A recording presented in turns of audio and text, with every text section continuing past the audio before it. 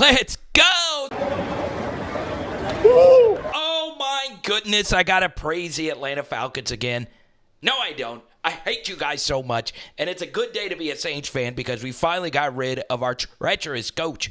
But I will say, two of my favorite things in football, play action fakes and pre-snap motions, right? Drake London becomes a new slot. Darnell Mooney, who's playing absolutely fantastic football, is running this deep out. The Cowboys are the Cowboys, and you know they're going to cowboy pretty daggum hard. And why in the hell is Deion Sanders' jersey number not retired? Are you kidding me? No wonder they're getting cooked. All right. I love running out of pistol as well, and we get the same thing. Play action fake. Bijan just had a huge run to the right side. Mix it in with some pre-snap motion. It changes up the math, right? Now, McLeod becomes the outside receiver. It's a straight man coverage assignment based on the pre-snap motion. And guess what? Kirk Cobains has plenty of time all day to throw. He could have gone to Buckhead, got himself some Chick-fil-A, and came back to make this throw. And you get Drake London. Look at that ball location. It wasn't the best. He had to jump up and make the play, but still a good throw, good catch. Now, I couldn't believe what I witnessed here. All right? And I want you to see, if you're a Cowboys or Falcons fan, can you pick up on what went wrong on this play? Like, I couldn't believe my face when this was pointed out to me. Holy crap. Bijan Robinson goes for a big gain. Kind of hard because we are moving through this pretty quickly. Cowboys only had 1, 2, 3, 4, 5, 6, 7, 8, 9, 10 players on a critical 3rd and 4 early in this game. And how do you only have 10 players on the field? I mean, this was coaching malpractice. And on top of that, Dak papier-mâché Prescott got hurt. What the hell is going on in Dallas? I mean, just go on ahead, give up. Just give up. Either way, this was a good throw out into the flat. Bijan is starting to look better and better. Pick up a first down. Are you kidding me? London is playing absolutely ridiculous. I hope this injury is not too bad for him because he is a really fun receiver to watch. But who said Drake is not showing up to Kendrick's halftime show at the Super Bowl? Because the way the Falcons are shaping up, you very well could see Atlanta in the big game in New Orleans. Now, that would be the absolute end of the earth for your boy. I would have to go burn down the Falcons franchise if that were to happen. But look at this catch. Look at this throw. Ridiculous stuff. And you got to show the replay. Nice delayed release to give Tyler Algier some a chance to get a little bit of a screen right there. And, man, London, Drake, treating Diggs like his name is DeMar DeRozan. That's just a ridiculous catch. All right, it's 3rd and Smyrna. And guess what? Falcons had the perfect call versus this blitz. Wide receiver screen. Now, Cordero Hodge gets his catch, and he's able to get vertical, and he's able to closely pick up these yards for a first down to make it a manageable 4th. Good play call. And this right here honestly was the play of the game. You know, if you make this play, the momentum is just totally different here. And, man, what a play it was by Darnell Mooney. It is ridiculous he's been this good, right? It's not just him getting schemed open. Obviously, a lot of it is you're getting good pass protection. You're also getting really good throws from Kirk. But, man, this is a ridiculously tough catch. He's able to make it. And once again, this is what happens when you don't retire jerseys.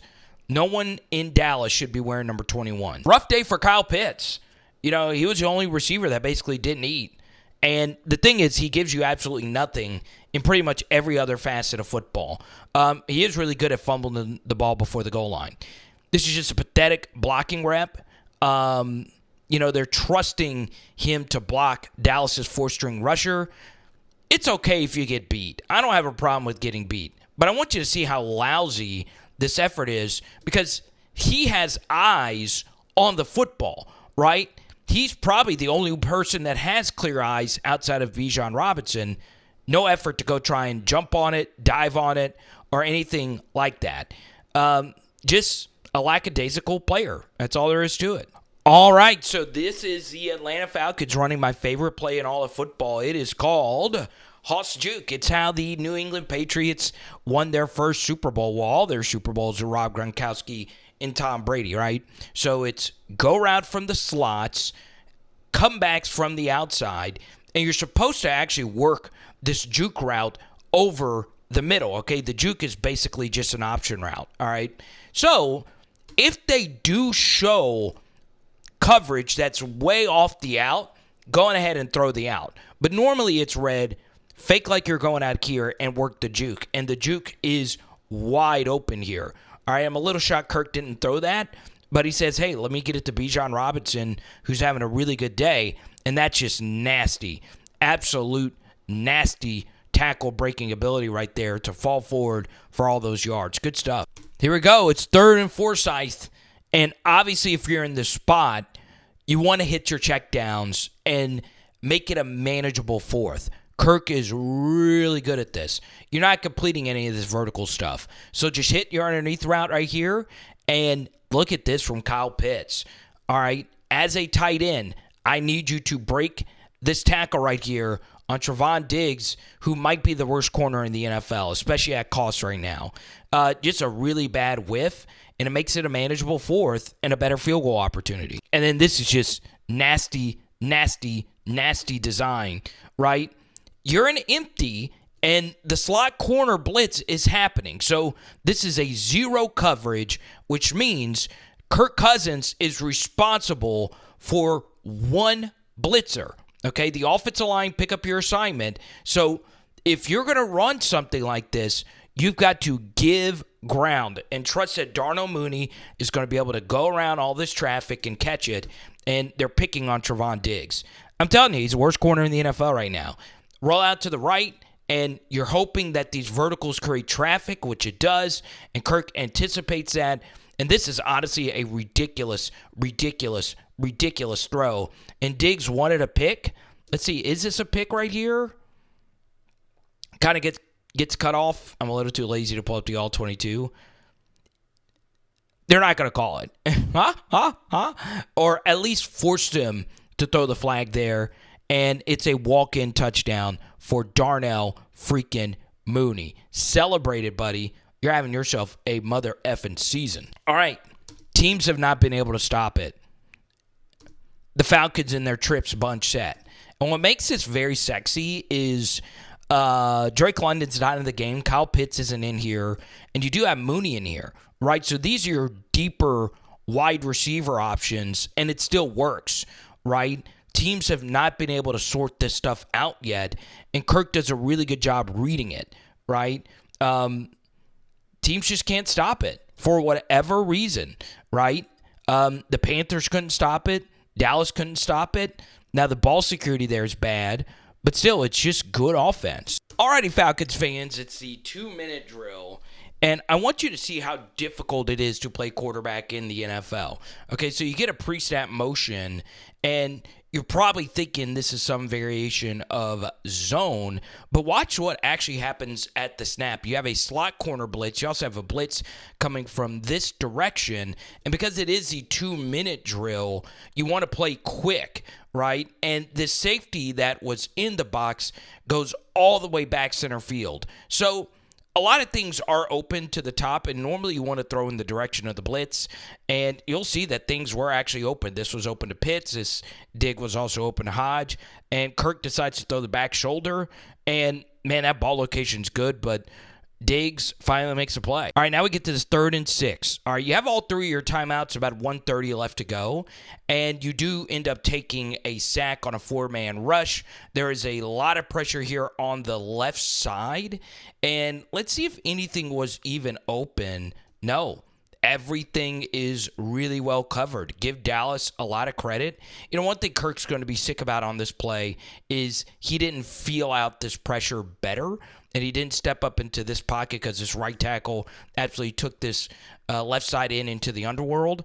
But Kirk feels it out just a little too late, and it's a sack. A lot of you are probably wondering, hey, why are you as a Saints fan enjoying the Falcons? I'm not. But from a purely football standpoint, this is how, if I had to start today, now I've never coached in my life, if they asked you to be an offensive coordinator, this is what I would base my entire offense out of, which is outside zone. Now, to get really good at outside zone, you honestly do need to rep it, right? It seems simple, but the timing of everything is a lot harder, and you really need a running back that has really good football IQ, and obviously Bijan has that, right? He allows these blocks to set up, and it doesn't really look like there's the cleanest hole to run through, but he lets it open up, and you see that little bit of patience right there to just wait for things to get open.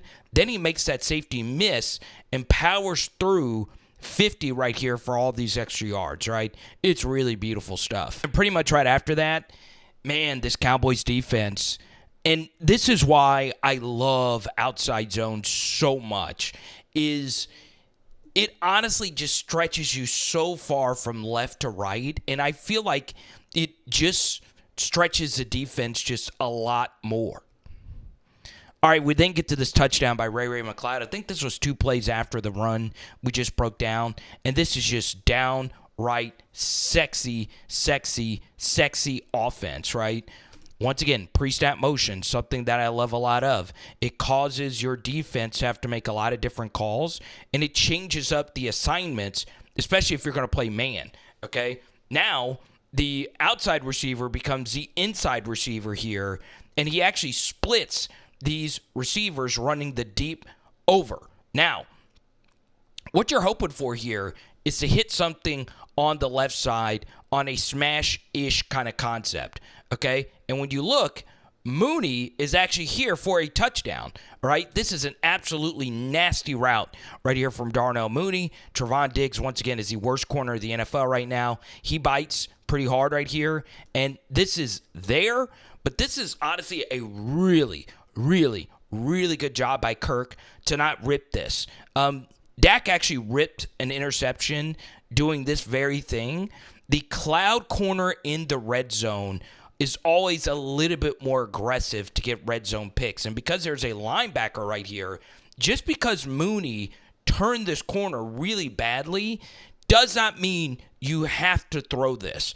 Is this something Kirk could fit in there? Yes, right? We've seen Kirk do it plenty of times. But it's smart to not throw it. And one other thing you can do as a quarterback is understand, hey, if 2 guys are on 1 guy right here, someone else has got to be open. So Kirk has the wherewithal to work all the way to the backside here. And look at this. He sees this space is open over here, and that is called full field reading, right? Just because a guy jukes someone and he's open doesn't mean you got to throw it. And Kirk sees it, and that's just, I mean, it's honestly such elite quarterback play. And to me, the best quarterback in the NFC this year has clearly been Jaden Daniels, especially at cost. But when it comes to the red zone, nobody, and I mean nobody, has been better than Kirk Cousins. You can make an argument for Baker Mayfield, but that's how good Kirk's been. All right, man. Goodness gracious. This is just nasty stuff. So he just hit Bijan off of play action into the flat, and now he sees that it's man-to-man. All right, Bijan versus a backer on the angle route, right? You're just never, ever, or actually it wasn't even an angle route. It's just an out, and Bijan does a good job bending off this route.